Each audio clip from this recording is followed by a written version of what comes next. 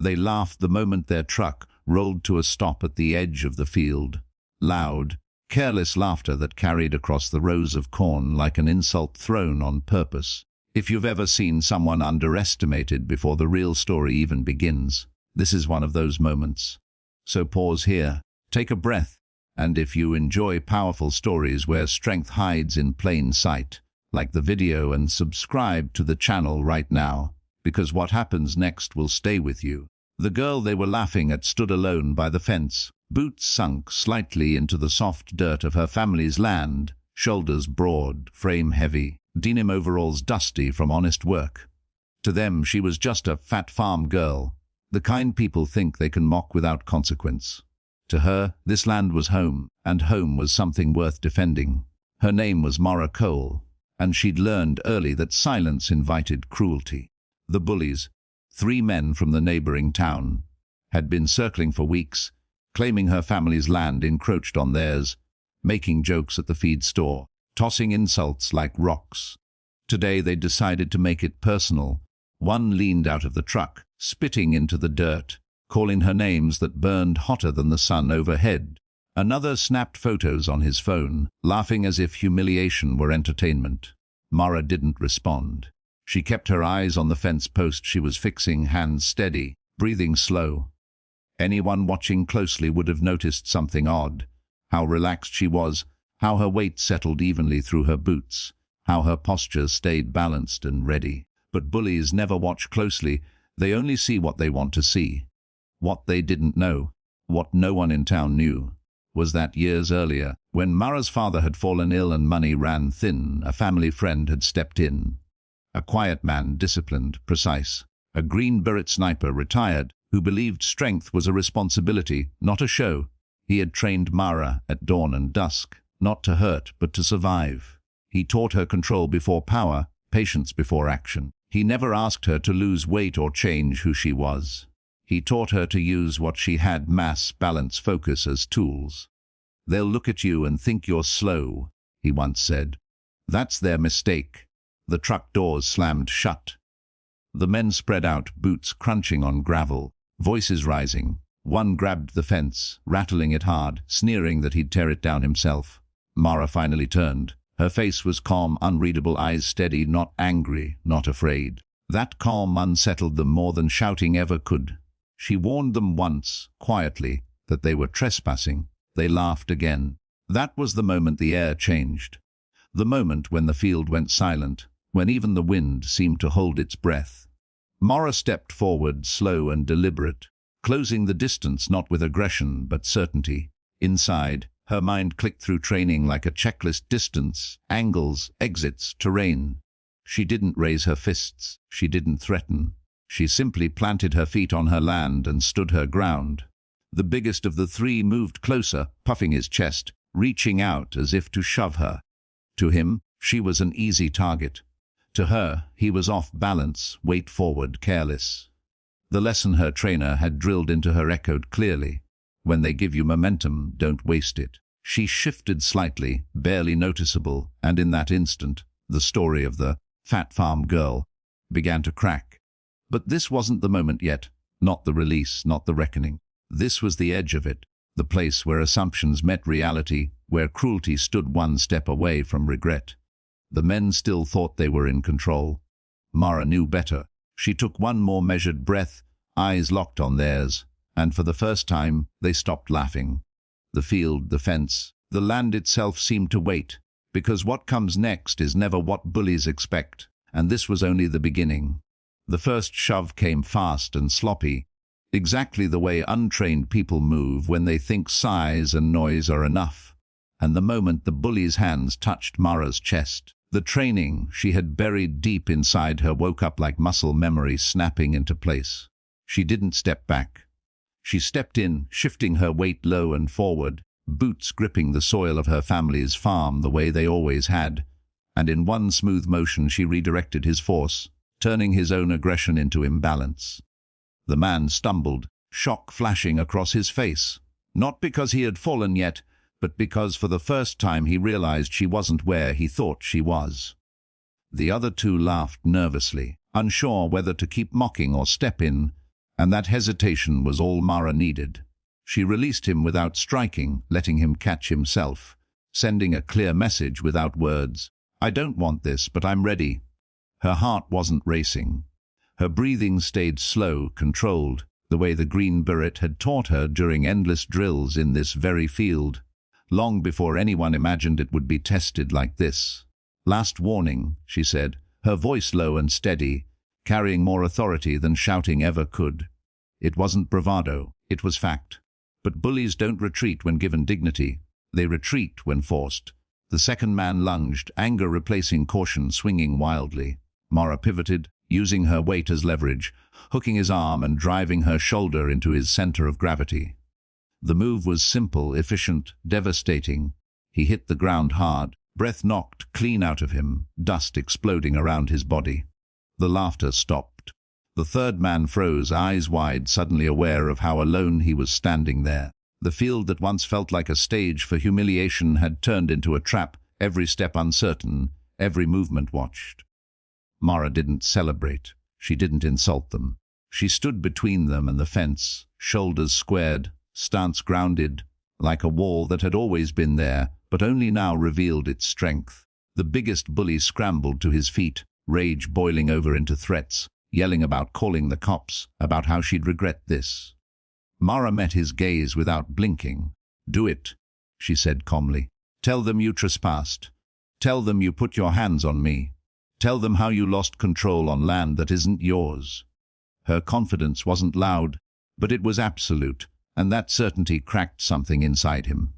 For the first time, they really looked at her. Not her size, not her clothes, but her eyes, her posture, the way she never once backed away. They saw discipline where they expected fear, training where they expected weakness. The biggest bully charged again, desperate now, pride wounded beyond repair. This time Mara didn't redirect gently. She stepped aside, hooked his leg, and used his momentum exactly as she'd been taught, slamming him face first into the dirt. The sound was final, unmistakable. He didn't get up right away. The remaining two rushed forward together, panic overriding thought. Mara adjusted instantly, moving not with rage, but precision. She used the fence post as cover, forcing them into a narrow angle, striking pressure points, sweeping legs, never lingering long enough to be grabbed. Every move was efficient, controlled, practiced. This wasn't about revenge. It was about ending the threat.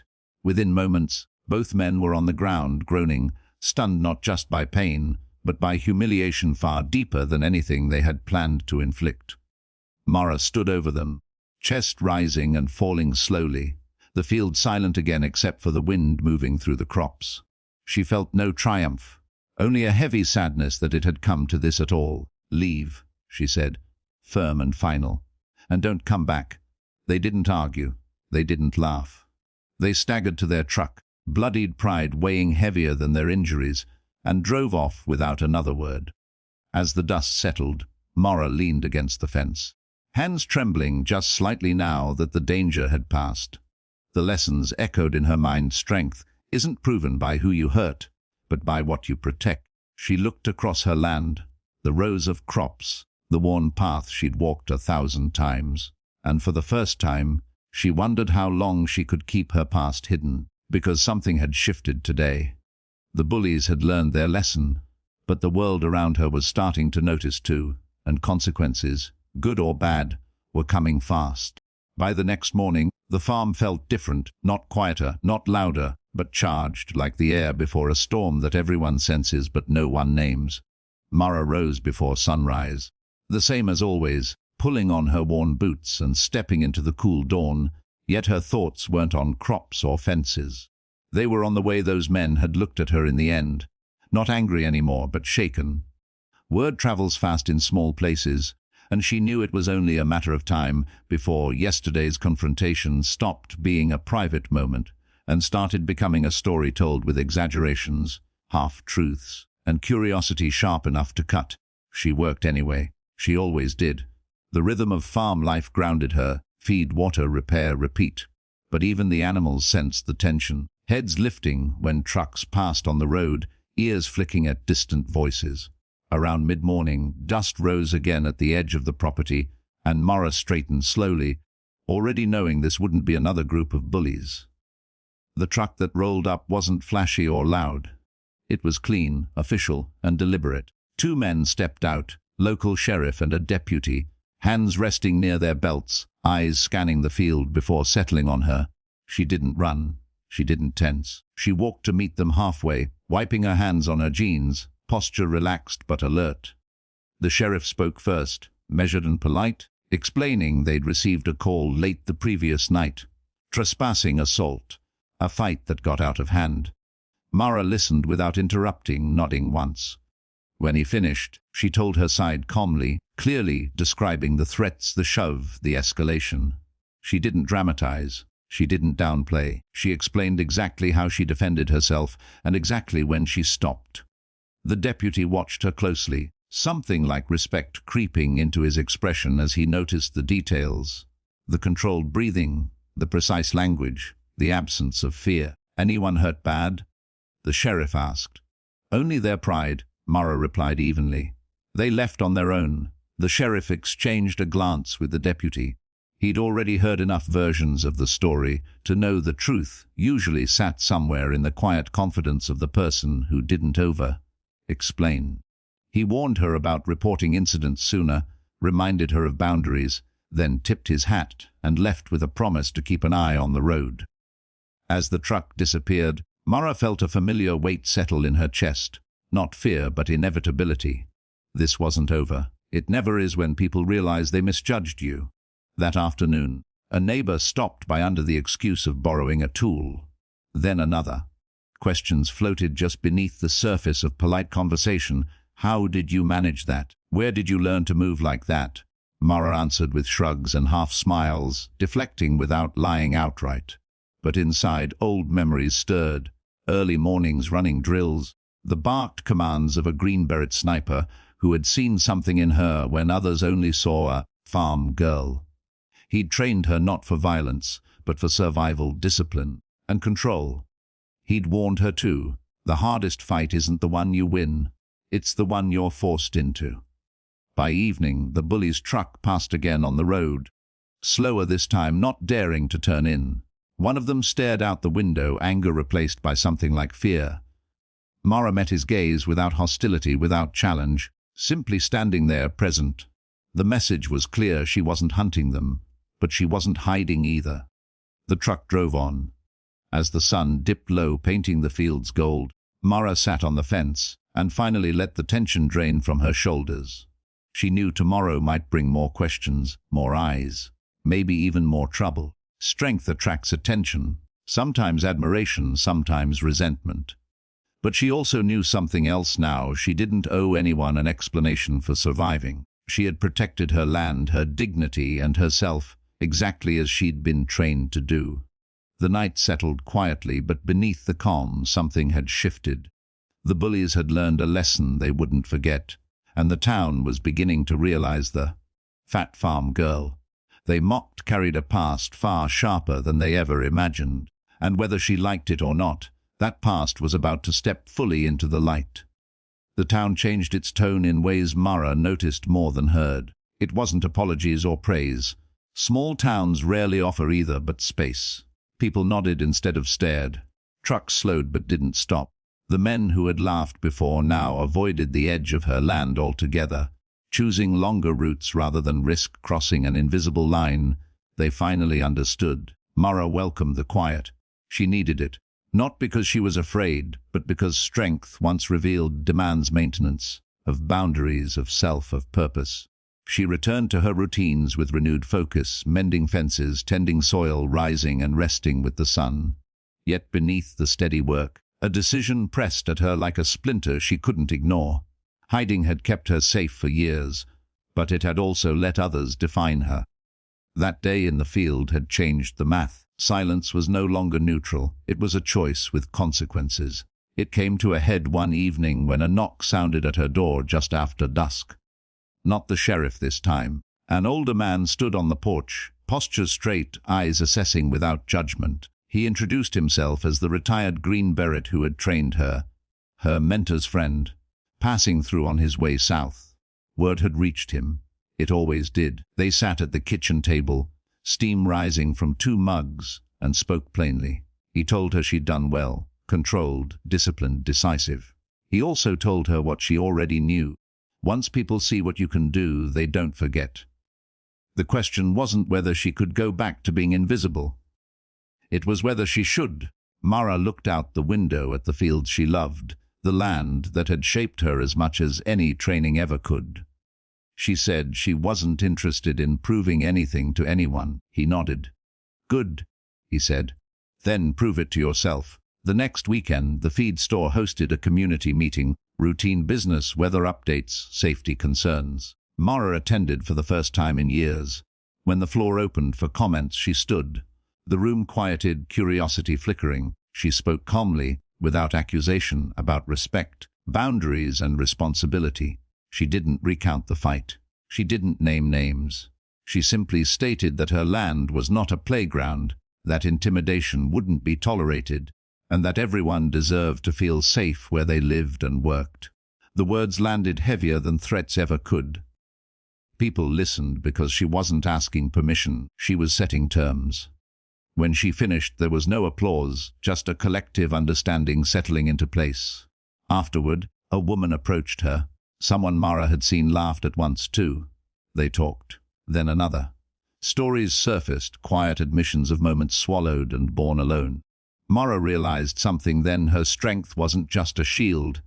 It could be a signal, not a call to fight, but a reminder that dignity doesn't require permission. She offered help where she could, advice when asked, and boundaries always. The town adjusted. It always does when the rules become clear. Weeks passed. The bullies never returned. The sheriff checked in once more, satisfied. Crops grew. Life steadied. One afternoon, Mara walked the fence line at sunset, the sky bleeding gold into blue, and felt a peace that didn't come from hiding or winning, but from alignment, who she was matching how she lived. She thought of the man who had trained her, of the lessons drilled into muscle and mind, and of the girl she'd been when people mistook size for weakness. That girl hadn't disappeared, she'd grown roots. If this story stirred something in you, if you believe that strength can be quiet, that discipline can be kind, and that courage doesn't need permission, like the video and subscribe to the channel for more stories that challenge assumptions and honor resilience. Because sometimes the people we overlook are the ones who hold the line, and sometimes the land teaches us exactly how to stand our ground.